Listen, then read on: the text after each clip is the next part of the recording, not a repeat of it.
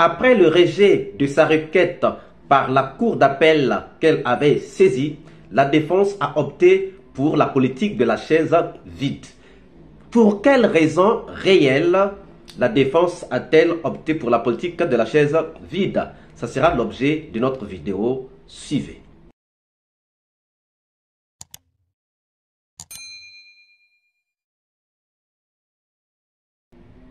Bonjour, bonsoir, cela dépend de l'heure à laquelle vous regardez cette vidéo. Bienvenue si vous nous découvrez pour une première fois. Encore un réel plaisir pour moi de venir devant vos écrans pour vous exposer nos analyses de Soleil d'Afrique.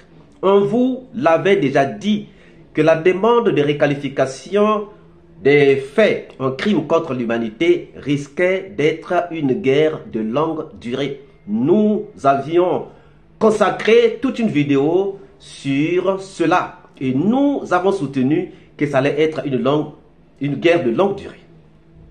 On vous avait dit qu'il y avait un risque que la défense puisse bouder la décision de la cour d'appel, même si c'est elle qui a saisi la cour d'appel. Là aussi, nous avions consacré toute une vidéo. Donc aujourd'hui, rien ne nous surprend de ce qui se passe. La défense a boudé la reprise de l'audience du mardi 2 avril 2024, prétendant une raison. Les avocats de la défense n'auraient pas été notifiés par la cour d'appel du résultat. Et cette raison est-elle valable? Cette raison vaut-elle la peine d'être acceptée, d'être considérée? Cette raison pouvait-elle réellement faire que ces avocats ne viennent pas siéger pendant l'audience du mardi 2 avril 2024. Suivons d'abord le président nous expliquer, lui qui est juge, nous expliquer comment ça se passe lorsqu'on fait une requête et nous reviendrons pour en faire l'analyse. Suivez donc. Vous savez, ce procès n'appartient pas à ce tribunal, c'est-à-dire cette composition, moi et mes assesseurs. Ce procès, ce n'est pas pour nous. Nous ne faisons que notre travail. Nous rendons que la justice au nom du peuple de Guinée. Quand Maître dit qu'il faut qu'on s'entende et qu'il faut qu'on revienne à de meilleurs sentiments pour pouvoir continuer. Ce tribunal n'a de problème avec personne, à ce que je sache. En tout cas, pas avec la défense.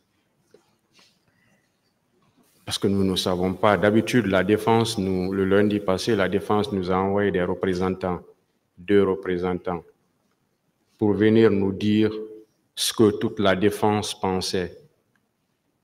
Elle avait demandé un sursis à statuer. Elle avait fait un recours devant la cour d'appel. Et ce jour, toutes les 2 parties se sont opposées, c'est-à-dire le ministère public et la partie civile se sont opposées. Mais le tribunal a suivi la défense en ordonnant un sursis à statuer jusqu'à ce que la cour d'appel se prononce sur la requête déposée par la défense. Parce qu'on s'est dit que nous, tribunal, on ne peut pas être juge de notre propre décision. Certes, on a rendu une décision, quelle que soit l'appellation qu'on peut la donner, mais c'était une décision. Et si une partie n'est pas d'accord, on ne peut pas juger notre propre décision. On a des juges qui sont au-dessus de nous. Donc, c'est pourquoi nous avons décidé ce jour de sursoir à statuer. Quelques jours après, la cour d'appel a rendu la décision. Et M. Marcel Guilaougui vient de dire qu'il a appris que la cour a rejeté. Je ne sais pas, il a appris de qui, mais effectivement, la cour a rejeté. Et quand M.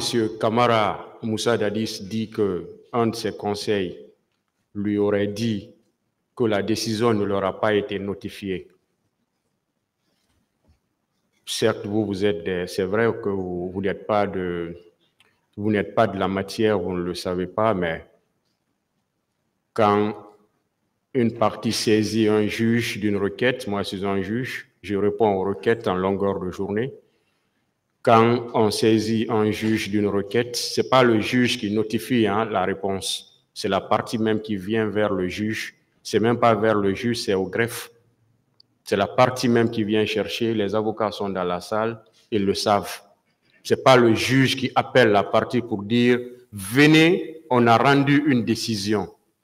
À partir du moment où c'est vous qui avez saisi le juge d'une requête, c'est vous qui venez encore pour connaître la suite. C'est comme ça que ça se passe. On n'invente rien. Tout le monde le sait. Les avocats de la partie civile, les avocats de la défense, tout le monde sait que c'est comme ça que ça se passe. J'ai beaucoup de requêtes en ce moment sur ma table, ici au bureau, que j'ai traitées. Quand je vais finir de traiter, que j'accède ou bien que je rejette, ce sont les parties qui viennent chercher. On ne notifie jamais. Jamais. Ça ne s'est jamais fait. Ça n'existe jamais dans la législation guinéenne. Je dis jamais. Ça n'existe pas. Nulle part. Donc, si un conseil dit on ne m'a pas notifié, une requête, une ordonnance qui a été rendue sur la base d'une requête, ça ne s'est jamais fait. C'est la partie qui a demandé, c'est cette partie qui vient encore chercher la réponse.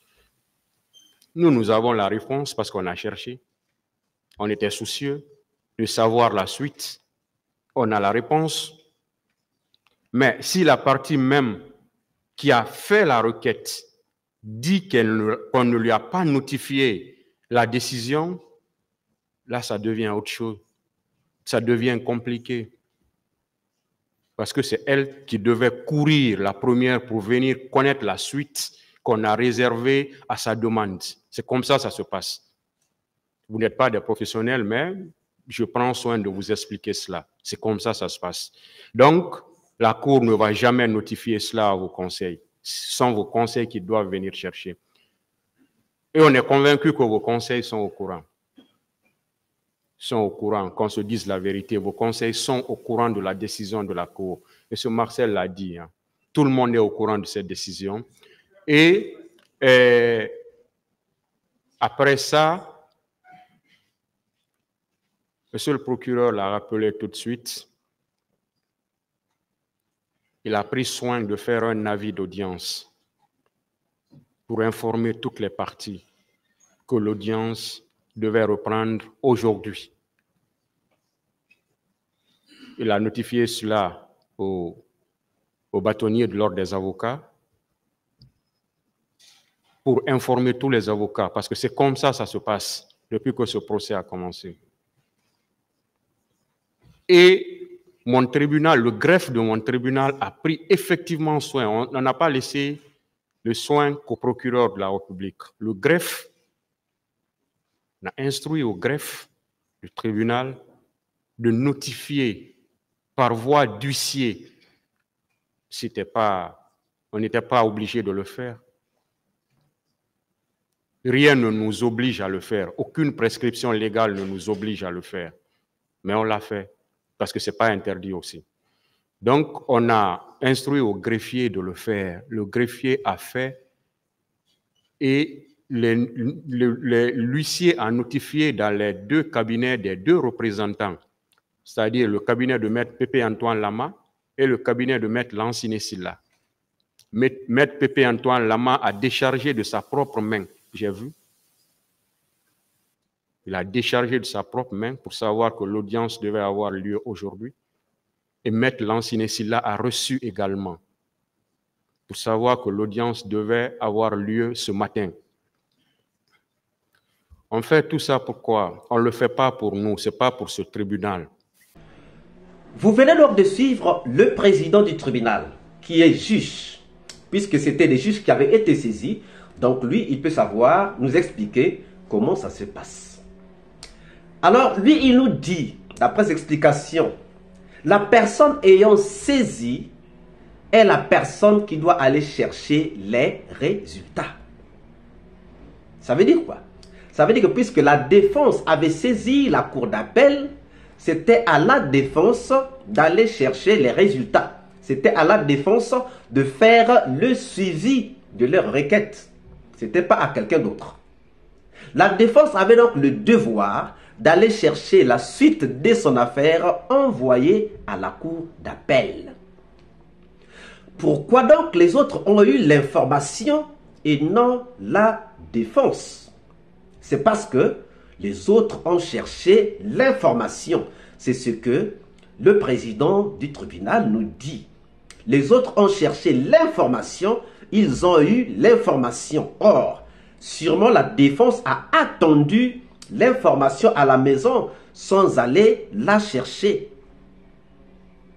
Et malgré tout, le président du tribunal précise que le procureur avait notifié, après qu'il ait eu les résultats, il avait notifié toutes les parties au procès pour la reprise du procès le mardi 2 avril 2024. Est-ce que le président du tribunal pouvait, ou le procureur pouvait faire un acte de reprise du procès, de reprise d'audience, s'il n'avait pas le résultat de la cour d'appel? Comment avait-il obtenu le résultat de la cour d'appel? On nous a dit qu'ils sont allés à la recherche de l'information. Ils sont allés chercher l'information. Ils sont allés chercher les résultats. Ce que donc la défense n'a pas fait. Le président explique bien. Lui-même aussi a notifié de la reprise. Et il ne pouvait pas le faire sans au préalable un arrêt de la cour d'appel. Donc, nous comprenons que la défense devait aller chercher l'information et non l'attendre à la maison. Donc, si la défense n'est pas allée chercher l'information, le tort ne revient pas aux autres. Autre chose, lorsque vous écoutez Marcel dit qu'il a entendu que la requête de la défense avait été déboutée. Et le colonel Blaise Goumou dit avoir parlé avec son avocat de la situation, donc lui aussi était informé. Dadis Camara dit que ses conseils lui avaient dit qu'il n'avait jamais été notifié. En réalité, ils avaient l'information. La défense avait l'information d'une manière ou d'une autre. On ne peut pas concevoir que la défense qui a saisi la cour d'appel ne fasse pas le suivi et que les autres obtiennent l'information avant. On croyait que c'était par notification, mais maintenant qu'on apprend que c'est la recherche, il faut aller au greffe, chercher l'information, on se rend compte que la défense est soit en train de bluffer, soit en train de s'amuser avec des gens. Chers amis, comment les autres étaient-ils au courant sans que la défense ne soit au courant? Comment les autres sont-ils allés chercher la suite sans que la défense n'aille chercher la suite? Une volonté délibérée d'aller vers le boycott? Ça, c'est une question. Que pensez-vous donc de cette attitude de la défense? Nous attendons vos réponses dans les commentaires. Si cette vidéo vous a plu, ne manquez pas de laisser au pouce bleu, de commenter, de partager. Si vous n'êtes pas encore abonné, c'est le moment de vous abonner et surtout de ne pas manquer d'activer la cloche de notification afin d'être averti à temps réel de toutes nos prochaines publications. Quant à moi, je vous dis à très bientôt pour une nouvelle capsule. Ciao!